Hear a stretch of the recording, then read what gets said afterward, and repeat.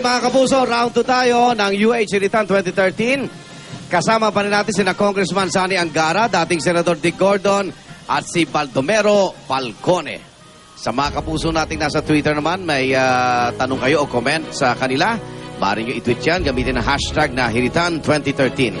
At sa round 2, magagaling ang tanong kay Maring Winnie sa ating election partner at maging sa ating social media at sa live audience po natin na may napili na po tayo kanina. So, umpisa na po natin. Ang una pong kandidatong sasabak sa round 2, si Ginoong Baldomero Falcone. Maring Winnie! Magandang umaga, Mr. Falcone. Meron ho kayong pakana na supposed to help the Philippines. Thousands of jobs, remove poverty. Ito yung sinasabi niyong securitization. Yes, ang tanong ko po ito ang the same concept na inabuso po ng financial circles sa United States and Europe. Kaya nagkaroon na tayo ng global financial crisis. Ano po ang pagkakaiba ng inyong konsepto dun sa konsepto ng mga financiers abroad that caused the financial crisis? Thank you, Madam, for that very intriguing question. The securitization in the Philippines context is very different from the US. In the Philippine situation, we create with the trust department of a commercial or universal bank an asset pool trust. And it is this asset pool trust, once it is guaranteed by a third-party guarantor, that float bonds domestically and globally. Each bond is guaranteed by a third-party guarantor. And the bonds issued are competitive with the T-bills of the central bank. It gives interest higher than the T-bills. So it can access from the trust department of the domestic, from the trust department of the local banks, as well as from the foreign banks, trust money into the country, and thereby will increase jobs and several other businesses in the country. That's why it can create an economic renaissance. Okay, ipa-follow-up question ko na lang, Yes. Gaano po kalaki ang inyong Democratic Party of the Philippines? The Democratic Party of the Philippines is the newly accredited national political party in the country. We have representations and charter members and chapter officers in all 17 regions of the country, as well as in the Metro Manila area. Although we are the most newly accredited party by the COMELEC, we represent the poor and the poorest of the poor. And so far, we have put not only lip service, but actually employed more than 1,000. Okay, Ginoong Falcone, para mas makilala kayo, saan ho ba kayo galing at bakit bigla niyong gustong pasukin po yung politika? Ano bang nakita niyo sa political situation natin? I come from Cebu. I am a Bisaya. Mayong buntag, kanatog tanan mga Bisaya. And the reason why I am joining the political fray is because the poor so far has been not represented. They are only remembered during election times. But after election time, they are forgotten. That's why we have continuing poverty in the country. We want to correct that situation. As a matter of fact, DPP... Okay, naubos na po oras natin. Rhea! Yasiga na magtatanong kay Ginoong Falcone ay mula sa ating election partner, ang Youth Vote Philippines, si Ms. Ching Jorge. Magandang umaga po. Good morning, Ms. Ching. Ang tanong po ng kabataan, bakit po kayo tatakbo ng senator or national elections, no? Kayo po ba ay handa? Yes, we are. We do not depend on any money by big politicians or big tycoons. We are a party that accepts memberships at only 100 pesos for a lifetime member. And we are, I think, the fastest growing national political party in the country. We accept membership online as well as walk-in.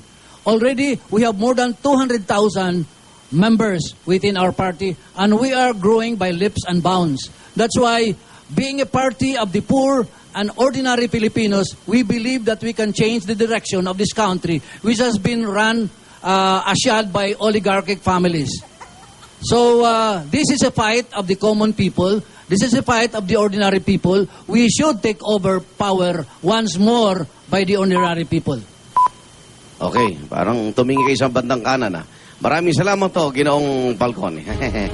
Okay, next candidate po, si Senador Richard Gordon, Maring Winnie.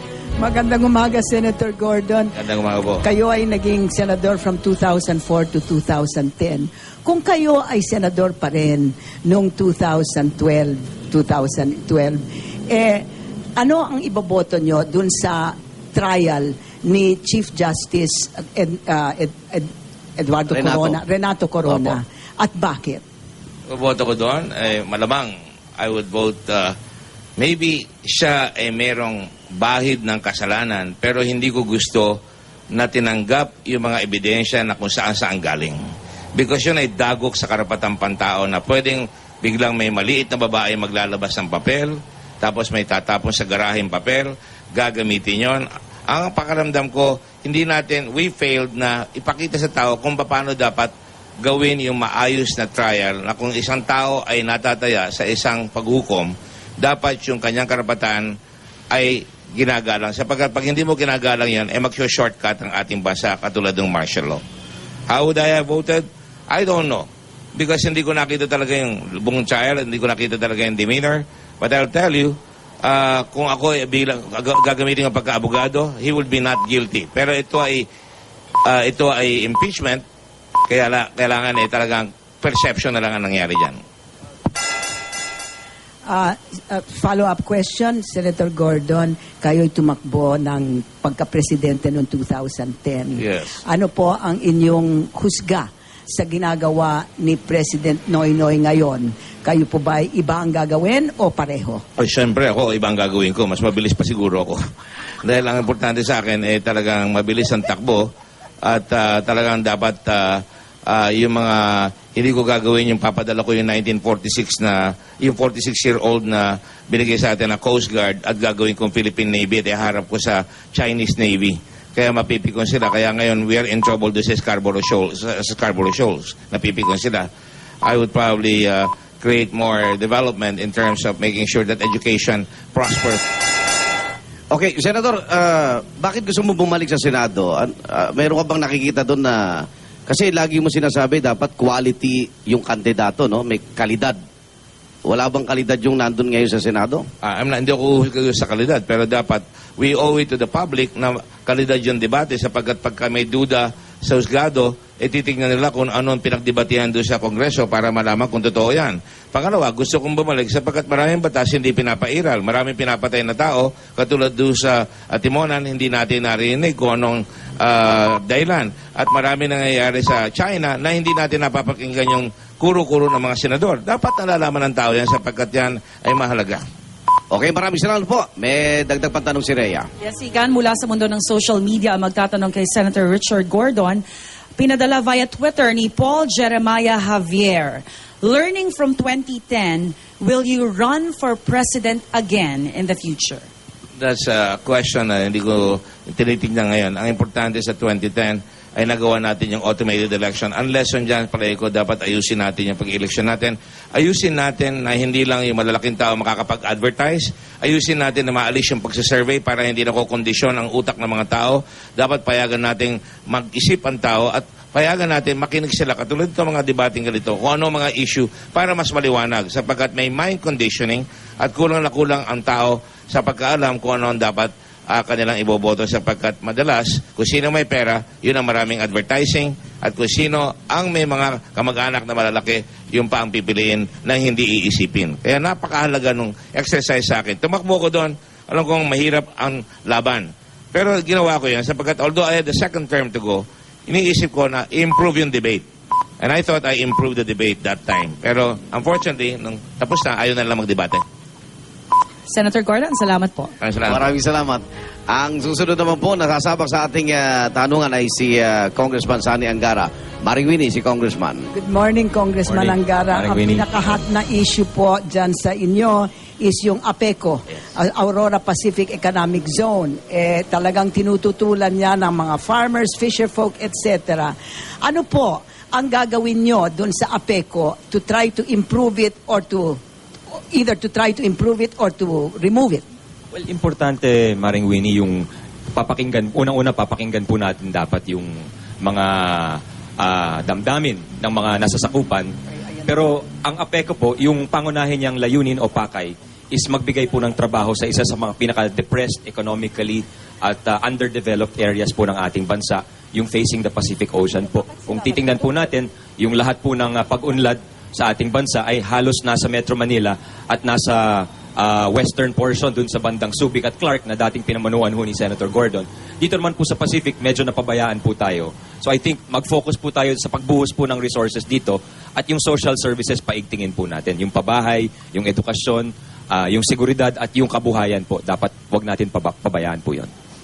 Follow-up question, ang second issue po that's hounding you is the dynasty issue. Sinabi niyo po merong good dynasties at saka bad dynasties. Ano po ba ang inyong definition na good dynasty or bad dynasty? At kung pwede kayong magbigay ng example. Wow, napakagandang tanong ho. 30 seconds. Ay, yung good dynasty po, yun yung nagtatrabaho hindi para sa pansarili, kundi para sa panlipunan. Pinapakinggan po yung tinig at may pinapakitang resulta. Kahit wala na po dyan yung mga miyembro ng pamilya, ay tumutulong pa rin yan. Yung mga batas na pinairal, yung mga serbisyo, naaalala po kung nagbigay ko kayo ng scholarships, may legasiya kumbaga. Yung mga bad dynasties po ay nasa politika lang para protektahan yung pansariling interest, yung negosyo, at walang ibang kayang puntahan kundi politika. Okay, Congressman, sa Senado mainit yung MOE issue, you know? Pero kayo sa House, nakatanggap din kayong tigakalahating milyong piso eh. So, saan nyo ho nagamit yun? Yung 500,000 is maintenance and other operating expenses. Meron po tayong consultants sa House of Representatives. Pag committee chairman ka, you have 2 consultants. Kaso wala pong mga 13th month pay at benefits po yun. So yung akin, pinaghati-hati ko dun sa mga consultants ko po. Okay. Maraming salamat. Rhea, sino ang... live audience tayo, no? Yes, live audience. Sige, Ay, bibigyan Iga kitang na pagkakataon na maglakad. Ang magtatanong kay Congressman Sonny Angara ay si Carol Ann Conocido ng Colegio de San Lorenzo. Magandang umaga po, Mr. Morning po. Congressman Morning Angara. Ang tanong ko po, ano pong masasabi nyo sa mga botanteng hindi bumoboto tapos naghihintay na lamang po sa resulta ng eleksyon? Ako'y nalulungkot na siguro hindi naging magandang karanasan nila sa politika. But lalong-lalo sa inyo, sa kabataan, mga taga-Colegio San Lorenzo, sana ipairal natin itong napaka-fundamental at napakasagradong karapatan ng bawat mamamayan dahil itong araw ng eleksyon, tsaka tayong pantay-pantay at kung bakit demokrasya, umiiral po talaga yan eh. At ayon sa datos, talagang ang 18 to 25 age group ang pinakamababang turnout sa eleksyon. Mas mataas pa yung turnout ng ating mga middle-aged voters, mga pamilyado, mga senior citizens. Sana yung kabataan natin, kung ano yung enthusiasm natin sa pagsa-social media, sa Twitter, sa Facebook, sana ganoon din po yung enthusiasm natin sa isang araw lang. At wag lang dun sa isang araw, dapat kahit in between yung 3 taon na may mga nanunungkulan, ipairal din natin yung ating boses dahil nakikinig naman po yung ating administrasyon, nakikinig din po yung iba nating nasa tungkulin. Ang Sonny, salamat po. Carol, thank you. Igan. Tama, get out and vote, di ba? Puro reklamo, hindi man pala sumali. Maraming salamat, Congressman. Mga Igan, narinig yung kanilang mga sagot sa ilang issue. At, mamaya sa round 3, maganda to, abangan nyo. Kasi sila ho magtatanungan sa isa't isa. One-on-one hiritan. Sa pagbalik ng UH, Hiritan 2013.